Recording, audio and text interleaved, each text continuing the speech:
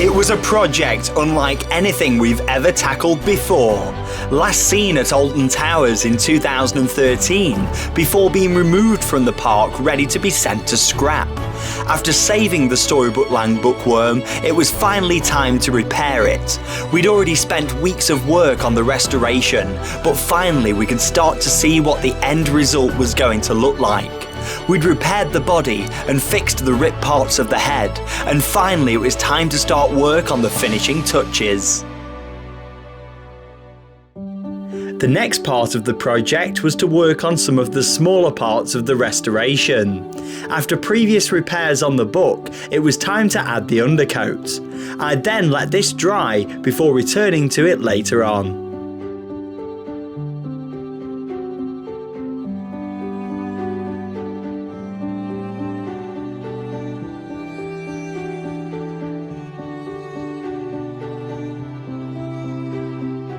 The Bookworm also features various other small parts that needed repairing.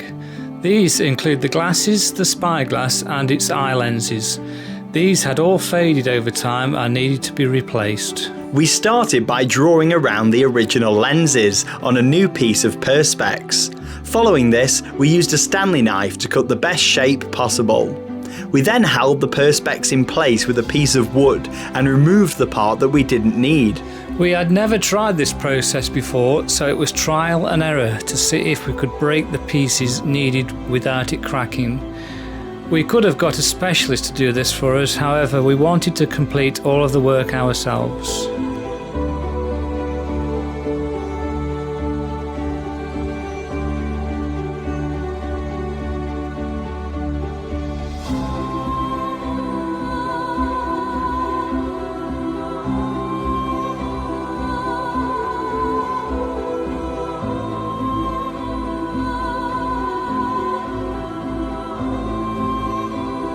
We then kept trimming the corners off to try and obtain a circular shape.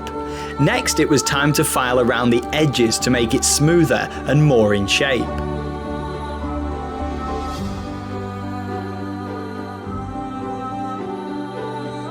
The process was repeated a total of 5 times with different sizes for the parts that we needed. The final piece that we needed to cut was for the spyglass and took much longer to cut than the others.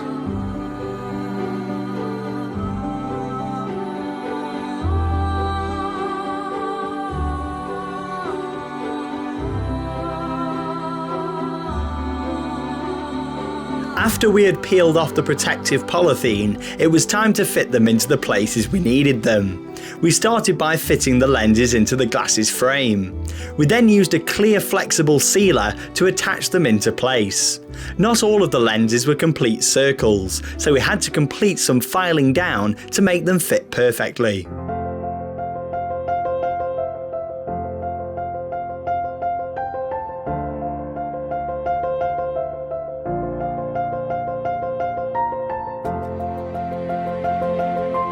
Any excess sealer was then wiped off from the perspex to make the lenses as clean as possible. We then used this same process to attach the perspex into the spyglass.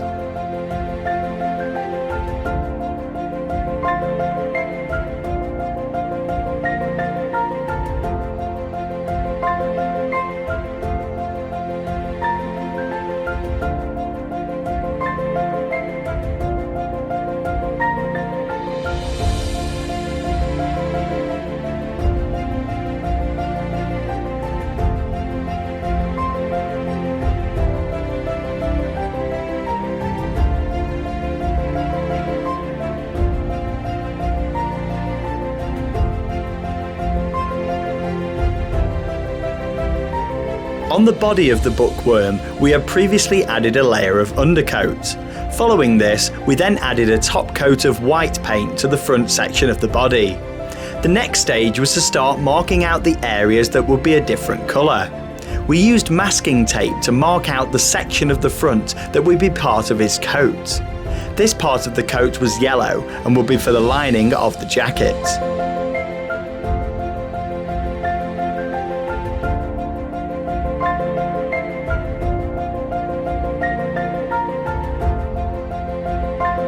For For the majority of the paintwork, we used household gloss paints that are easily available. This was a time-consuming part of the project, as to get the correct detail, we could only use a small brush.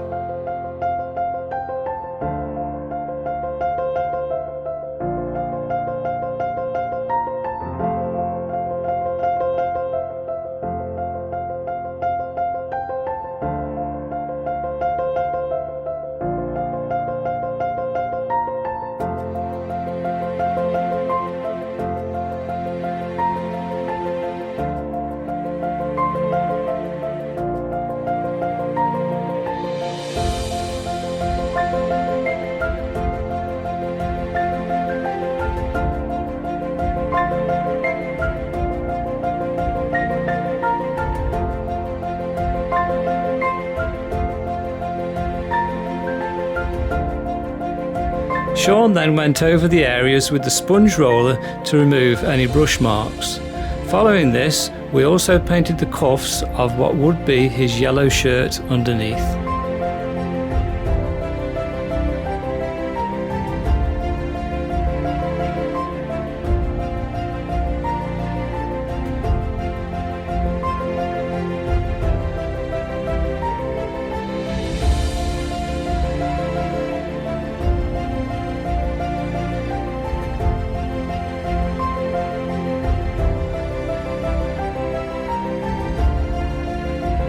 We then removed the masking tape that we had used to create an edge before the paint had fully dried. The reason we did this was to stop the paint edge peeling off. It was great to finally have some fresh colour on the front of the body, and the yellow was certainly looking fantastic.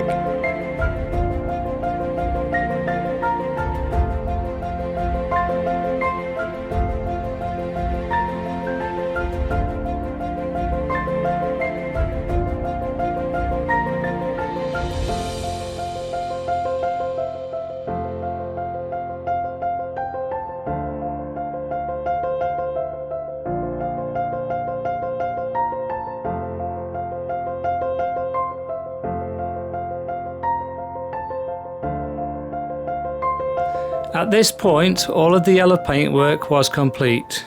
We then needed to let the yellow paint fully dry before we could mask over it for the next colour.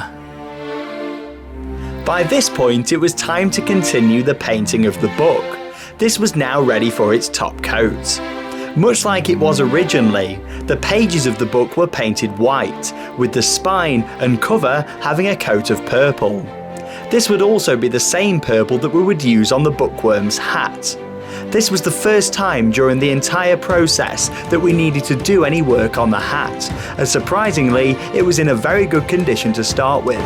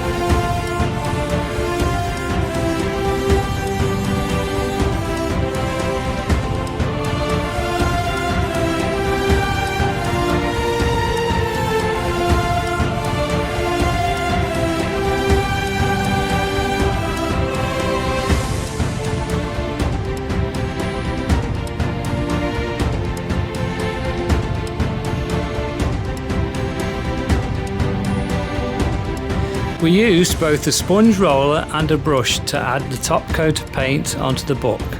By this point, both the book and the hat were looking much fresher and will be ready to attach to the body when dry.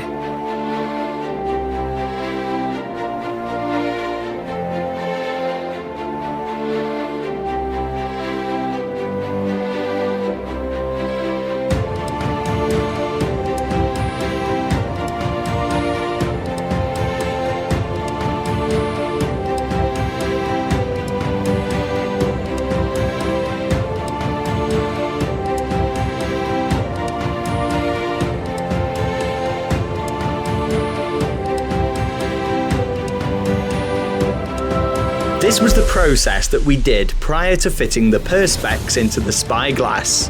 After previously undercoating the spyglass and leaving it to dry, it could now receive a top coat of paint. We decided to use a bronze metallic spray paint to make it look as close to the original as possible.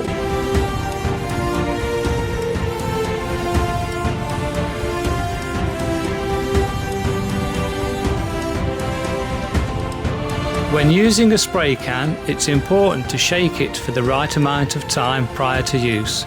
This mixes the paint well inside the can. When spraying, it's important to continually move the can around as you spray. If you hold it in one place, the paint will then run.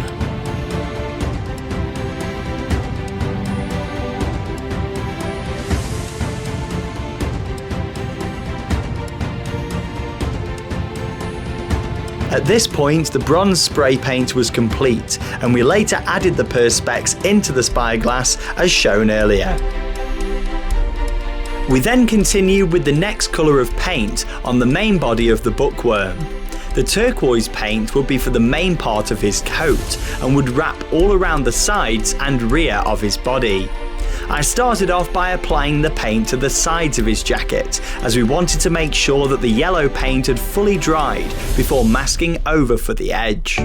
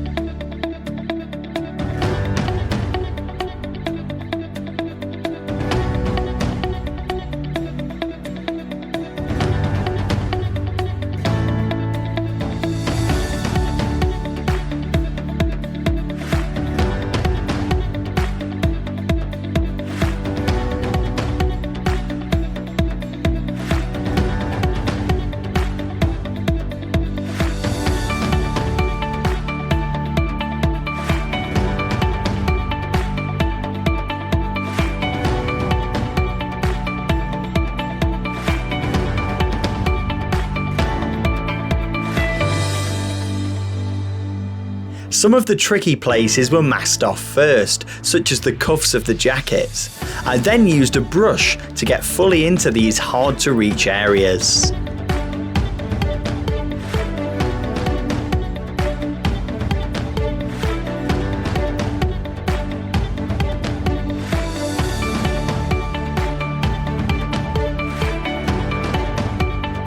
As Sean continued to apply the paint, I masked off along the edge of the coat now that the yellow paint had fully dried. This was to give a perfect edge to the jacket, much like it was originally.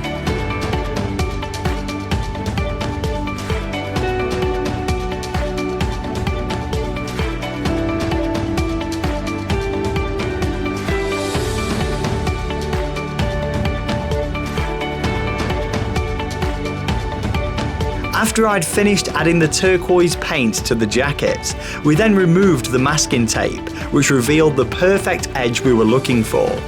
For the first time since late 2013, the bookworm finally had a jacket back in place. The combination of white, yellow and turquoise had come together even better than we had expected, revealing a fresh-looking Storybook Land bookworm. It was then time to move on to the most important part of the painting process. We masked over the yellow paint once again, but this time to work on the details of the body. During its life at Alton Towers, the bookworm had various different colour schemes. My favourite was during the early 2000s, when the front part of the body was heavily detailed with a bold red colour scheme. We also agreed that we thought this would be the best and most impressive look to give the front of the body during this restoration.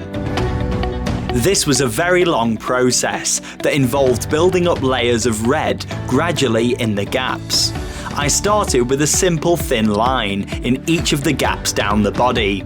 I then also added a simple line down both of the sides to start to create the shape we wanted for this detail. We then started to build up the thickness of the lines, starting with the two sides. We applied more red paint up to the edge of the masking tape, along with the lines we'd previously created on the other side.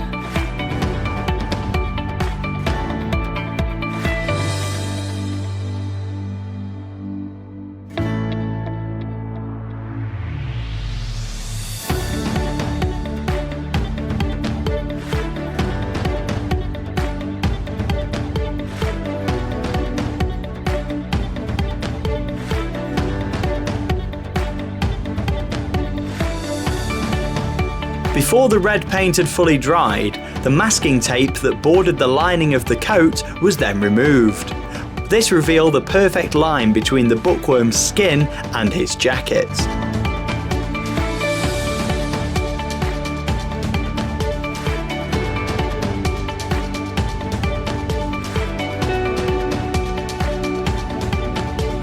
By this point, both of the edges were looking great, but we now needed to build up the middle sections. Each of the individual ribbed sections would have to be masked off separately to get the finish we wanted. We then continued to apply red paint, masking the sections off individually as we worked down the body. As this front section was originally made of rubber, the paint would have been sprayed on. As we had made the replacement body from fiberglass and filler, we decided to paint it on with a brush. The bookworm was originally positioned quite far away from park guests, meaning that smaller details couldn't be seen as well from across the pond. As we knew people would be able to stand much closer to the bookworm, the detail and edges had to be perfect.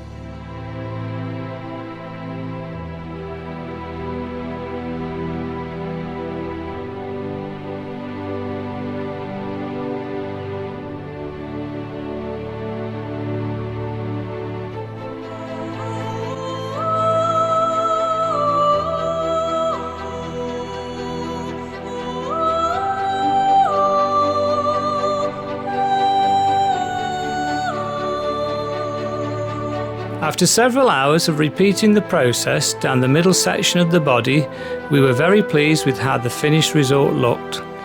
The buttons on the jacket also needed to be painted red. Instead of masking them off, we found it easier to paint them freehand.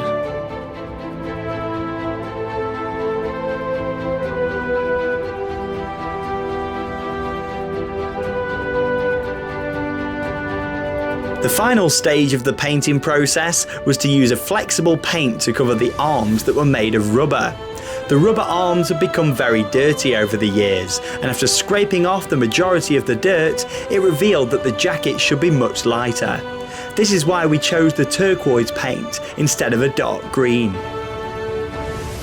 As Sean finished painting the arms, I added finishing touches to some of the edges. This marked the end of the long painting process on the body. We had spent many days mixing paints to get the correct colours and applying masking tape to make the edges look perfect. But finally, after days of hard work, the bookworm's body was looking absolutely stunning and more detailed than it ever had looked before. By this point, it's hard to imagine that there was a huge part of the body missing, and as much as many weeks had gone into the rebuilding of the body, at this stage we could definitely see that all of our hard work was paying off.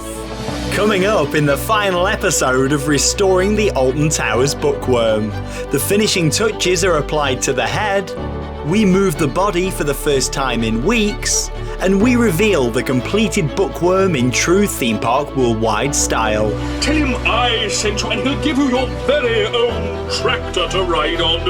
There's oodles of scrum, cuddles and little animals, and he doesn't mind a bit if you want to join in. Well, off you go. I had everything. Looks, rhythm, even a free pink tutu. Only one thing held me back, you know. No feet.